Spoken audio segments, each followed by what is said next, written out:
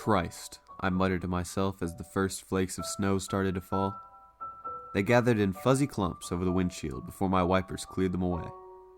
I had been waiting for 20 minutes now, in my sister's driveway. Had I chosen to wait inside with her, I'd have been dead by now, from her 2 gray cats. Cute little devils, but murdered my sinuses. Puffy eyes and a clogged up throat, that's just what I needed. Every Christmas, our family made the annual trip to my grandparents' cabin, tucked away in the woods of Hope, Alaska, and I'd hoped to beat this heavy snowfall that was forecasted. Since my sister's license was suspended from a DUI, here I was, a hostage to time, with my finger tapping anxiously on the steering wheel. When my mother had asked me to be the one to grab my sister, I had honestly dreaded it from the start. It wasn't that we hated one another, we just weren't as close anymore. After decades of constant arguments and bitter disagreements, our relationship was distant and fizzled. Yes, we were siblings, but it felt more accurate to call us the residue of what siblings once were. Finally, like the gates of Valhalla, her front door opened and out she came. Her hair was forest green. The last time I'd seen her, it had been white. The time before that, it was violet. "Got everything?" I asked as she clambered her way into the passenger seat. "Mm-hmm," she responded as she adjusted her glasses and stuffed a few bags in the back seat. And just like that, we were off. Hope was about a 30-minute drive, and it didn't take long for the awkward silence to inflate between us. It didn't help that the radio didn't work in my car and that the broken auxiliary port made your music sound like it was having a seizure. By the time we reached the turnoff for Hope Highway, the road was turning to a thick white sheet. Thankfully, on Christmas Eve night, the long stretch to Hope's small community was quick and vacant. The cabin was tucked away in a fortress of trees 5 miles off the main road. As I made the turn, my sister cracked the window, pulled out a blunt, and lit it with her lighter. "Want a hit?" she asked. Snow crunched beneath us. Not while I'm driving. "It's a straight path. We're practically there already." She took a drag and blew it out the window. "I just want to focus on this, alright?" She huffed and pushed up her glasses. "If you're worried, maybe slow down a bit then." There was the jab. A piece of bait to lure me into another fight. But I wasn't going to bite. Not this time. She could live without us getting there faster. The drive was almost over, and soon I'd be in a warm living room with my feet up and a spiked eggnog in my hand. Bobby Helms, Jingle Bell Rock in the air. I could already hear Uncle Jed spouting off one of his crude jokes. "Why does Santa have such a big—" "Dude!" my sister shrieked, jabbing a finger in my side and whipping my mind back to the windshield. The car had just finished winding around the thick trail. The large body of a reindeer stood in our path. Eyes wide open and blank, it didn't move as the high beams found it. Snapped into a panic, I twisted the wheels in a desperate swerve. The car veered greasily to the side, and a fine spray of slosh. The reindeer, also known as a caribou, remained still, even as the bumper soared inches from its nose. We came to a crunching halt off the main path. "Jesus," I sighed, blessed with relief. "Did we hit it?" "No," my sister said, leaning out the window to check while exhaling another plume of smoke. I wound the steering wheel back around and pressed on the gas. The wheels shrilled in place, kicking up globs of sleet, but not moving an inch. "Perfect," I moaned, and folded myself from the seat to check it out. The 2 front tires were caked in black slush and practically swallowed an amount of snow. I kicked at it, trying to clear off the icy debris from the treads and beneath the wheel. Well, when that tired me out, I resorted to scraping it off with my fingers. "Screw off, Prancer," I heard my sister call towards the dark silhouette of the reindeer, its antlers like gnarled fingers reaching for the treetops. Then she made a sort of startled yip, followed by a "What the fuck?" I looked up from the scrim of snow. The reindeer was now standing tall on both of its hind legs. It looked strange, like a silly caricature you'd see in a kid's book. But out there, in the silence of the woods, it was just a creepy image. The way its vague shape stood on just 2 legs, almost human-like balance. For whatever reason, I realized then that it didn't have a tail. Its muscular neck craned to the side and let out a ululating scream. a miserable squeal of metal grinding against metal. My legs were like ice sculptures, cementing me to the spot as the shriek quieted to a succession of wet grunts. The reindeer dropped down to its original posture and stomped heavily. Puffs of white vapor and strings of snot vented from its nostrils. I was no hunter, but it didn't take a lot to tell when a pissed-off animal was about to charge. I leaped for the driver's seat, pulled the door open, and slammed it shut just as the muffled thud of hooves reached me. Antlers scraped the door as its large body practically flew over the patch I'd just been standing in. Fast. Very fast. My sister screamed as the large bulk of its frame wound back around and charged again, this time shattering the headlights and submerging us in darkness. "Just go already," my sister hollered in my ear. "I'm trying, goddammit," I hissed. The wheels still helplessly spun. We were trapped. The creature charged again, this time nailing the window and blooming a cobweb of cracks near my sister's head. I searched for anything, literally anything, that I could use as a weapon. I was never really a gun enthusiast, but at that moment, I'd have shaved my head and joined the secular monks if it meant having a Glock in my right hand, then and there. After rattling the car once more, the reindeer finally appeared to lose interest and disappeared between the cluster of trees. Granted some time to breathe and think, we phoned our dad and told him about the situation. He was going to come down in his pickup and get us unstuck and out of this mess.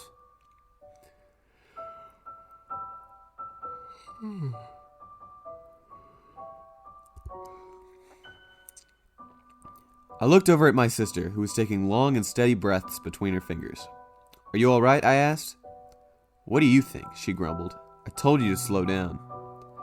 Another jab, and this time I wasn't going to have it. "You want to be useful?" I yelled. "Get out there and push. No? Then shut the hell up. I don't need it right now." She said nothing else, and neither did I, returning once again to the pocket of silence that our relationship succumbed to. The sooner Dad's headlights peeked in the distance, the better. Suddenly, she rolled the window down. "What are you doing?" I asked. "Shh," she pursed her lips. "Just listen." Humoring her, I waited, and sure enough, the sound reached me too. The quiet voice of a little girl coming from outside. "Somebody," it whimpered. "I'm lost. Please help me. I'm lost." My sister unlocked the door and motioned to open it. I grabbed her wrist. "What are you doing?" she snapped. "There's somebody out there." "Just wait a second. It's weird, isn't it?" The voice continued to whine, choking between sobs and pleading for someone, anyone to help her. I didn't like the way it sounded. The same lasting drawl between words, the same weeping sounds, like somebody was hitting repeat on a speaker. Something wasn't right, and my instincts were hoisting red flags. Then my sister looked at me, and her expression warped into shock. She flung back, pinning both shoulders against the interior. Things that sounded like words bubbled up, but didn't quite make it out of her throat. I turned and saw what she was looking at. It had the face of a man, surrounded by the mottled fur of a caribou's body. The skin was a mummified brown color, wound tightly around its long skull like old crinkled leather. Snowflakes landed against its wide, expressionless eyes and melted into the dark membrane of its pupils. It circled the car, bobbing its antlers and fogging up the windows as it peered inside. My heart shook the walls of my throat. I locked eyes with my sister, unable to say anything behind the sheer disbelief. I should have grabbed my phone, snapped a photo, recorded a video, anything. My thoughts were jangled. It then let out that same horrible scream, but I didn't see its tight, contorted lips open. The sound was coming from its neck. Small, fleshy orifices flapping open like mouths were converting the high-pitched shrill into the mimicked cry of a little girl. "Help me! I'm lost! Help me!" Headlights glazed the area. My father's pickup came into view, paving its way down the path. The reindeer, whatever the fuck it was, ran off, vanishing once again into the snow-covered thicket. Nobody believed us. Why would they? If anybody had told me that story, I would have assumed they were hopped up on some crazy psychedelic. But the reality of what I saw was cold, and it's something I still to this day can't fully swallow. Instead of sleeping that night, my sister and I did some research that led us to the myth of skinwalkers. beings of some sort, able to mimic voices and disguise themselves as animals to lure people into the woods. After reading other accounts, there wasn't a doubt in my mind what we'd witnessed out there. Every so often that night, I'd stare out the window and eye the yard, wondering if I'd see that leathery face watching from the tree line. Neither I nor my sister ever made that trip again, much to the frustration of my family. But there was a silver lining. She and I had never been closer.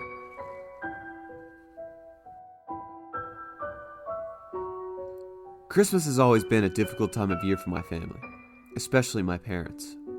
It was Christmas Day, 1996 when it happened. I was 4 years old and Helen was only 2. The day had started off brilliantly. Lots of presents, sweets, and food. It was a Christmas card of a Christmas. Just how anyone would imagine the perfect Christmas to be.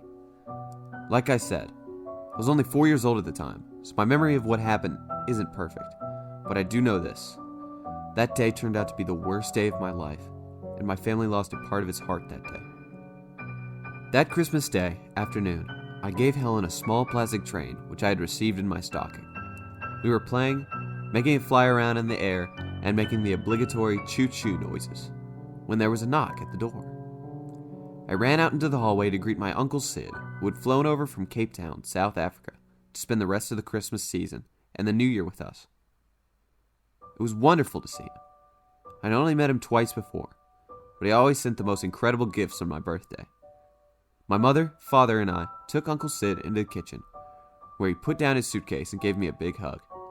Mum put the kettle on and said she'd make him a cup of tea, whilst I showed him my presents. "Where's the littlest one, then?" Uncle Sid called out. He hadn't met Helen before, which was another reason for his visit. "Helen, Uncle Sid is here," my mother beckoned from the kitchen, but there was no reply. Dad said he'd fetch her and that she might be feeling a little shy. Have you ever heard a man scream? It is possibly the most terrifying thing on the planet. To hear a heart break, to feel grief consume someone so quickly. I can still hear it now. Uncle Sid and Mum flew into the living room. That's when my mother also started screaming. I slowly crept towards the living room door and peeked around the door frame to see what was happening. What I saw was Helen. She had gone a shade of gray and was sprawled on the floor, not blinking and not breathing. I was about to run to her when Uncle Sid picked me up and took me upstairs to my room. That's all I really remember about that day. What happened next, I only know from hearing people talk about it over the years. The ambulance came. My grandparents came over. Helen was taken to the hospital, but it was all too late. The cause of death was a plastic black wheel that she had choked on. I have hated trains ever since. The following Christmas wasn't one of cheer and happiness. It was a dark and gloomy affair. The festive season had been tainted by the death of Helen, and even though my parents still tried to make it special for me, I could still see the pain in their eyes. It was the Christmas Eve of 1997 when I first met Melvin. I was in bed, trying my best to sleep so Santa would arrive and fill my stocking, when the door slowly opened. It's his red boots I remember seeing first, followed by a small shiny face which was topped with a pointy green hat. I sat upright in bed. I wasn't afraid. I was excited. A Christmas elf in my bedroom. Wow. Melvin was small, about 1.5 feet tall, and by all standards, he was how you would imagine a Christmas elf to be. His smile was sweet and warm, his clothes made of green and red felt, fastened with a tiny black belt and a golden buckle. He held his finger up to his lips, telling me not to make a sound. He tiptoed through the door and closed it behind him. And then, with one almighty leap, he jumped and landed on the foot of my bed. "Hello, Daniel," he squeaked. "I'm Melvin, your Christmas elf and friend." I honestly can't remember what I replied, but that was the beginning of one of many visits Melvin would make to my room over the following years, always on Christmas Eve. Each year, he would say the same thing. "I need you to come with me, Daniel. I need your help." "Why?" I would always say, wanting to hear him talk for as long as possible. "I need you to come with me to the North Pole because Father Christmas has a gift he wants to give you in person," Melvin would say. "What is it?" I would ask. It's a secret, Daniel. You like secrets, don't you?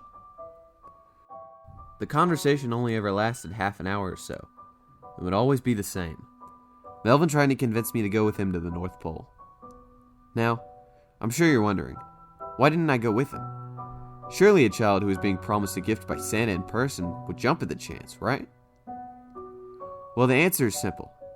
I didn't go because of Helen, because of my parents. I knew how heartbroken they were to lose my sister.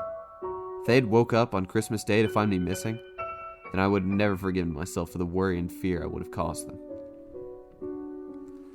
Melvin then made me promise not to tell a soul that he had visited. Otherwise, Sam would be extremely angry.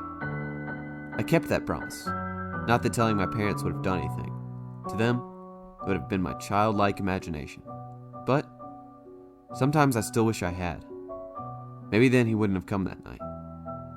I was 12 years old when my annual Christmas visit from Melvin changed, when I realized I was right to never go with him before. I haven't been quite honest with you, Daniel. I'm sorry, Melvin said quietly. I need you to come with me, but it's not to see Father Christmas. I need you to come with me because of your magic. Magic? What the hell was he talking about? I had no magic. I was just a regular little boy. I have been cursed, Daniel.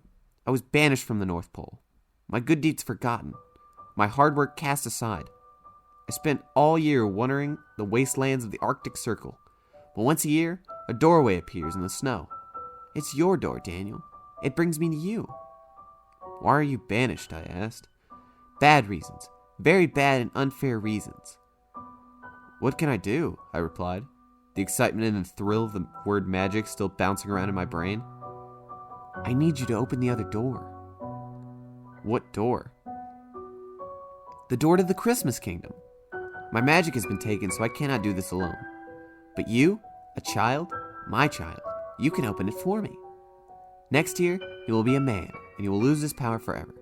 It has to be now, Melvin said while placing a hand on mine. Okay, I spoke firmly.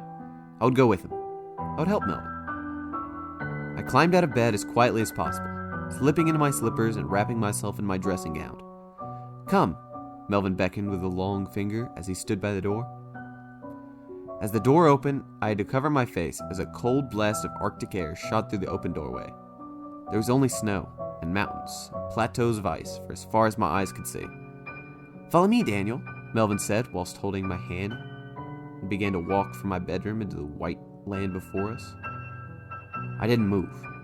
It's okay, Daniel. I'll look after you, Melvin said as his grip tightened on my outstretched hand. I can't. I'm sorry. It wasn't that I was afraid of the snow-covered land before me, but I was afraid of what pain I would cause my parents. Thoughts of them waking up in the morning to find my empty bed swallowed me whole. I could not go. You will come, Daniel! Melvin's voice changed then. It grew low and seemed to tremble with each syllable. No, is all I could say. You have to! No, I replied again, and then snatching my hand right out of his. Melvin then took off his hat and threw it to the floor, revealing two tiny horns protruding from the top of his head. It has to be you, Daniel! You will do as I say! The tiny elf boomed. I was scared then, more frightened than I had ever been, but I had always been one to act, not freeze. I took one step forward into the snow. That's it, Daniel. You can do it, Melvin squeaked again. Then, to the surprise of the little horned elf, I kicked at the snow with my other foot, using all my might, showering him with ice.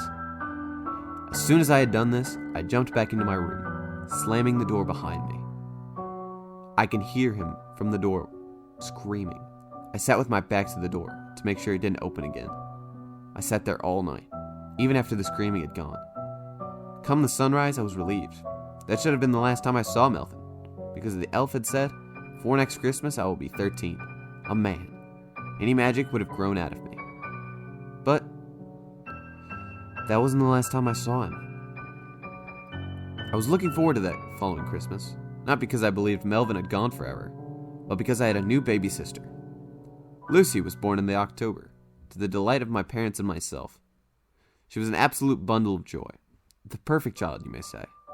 She never cried, was always laughing, which I loved to hear.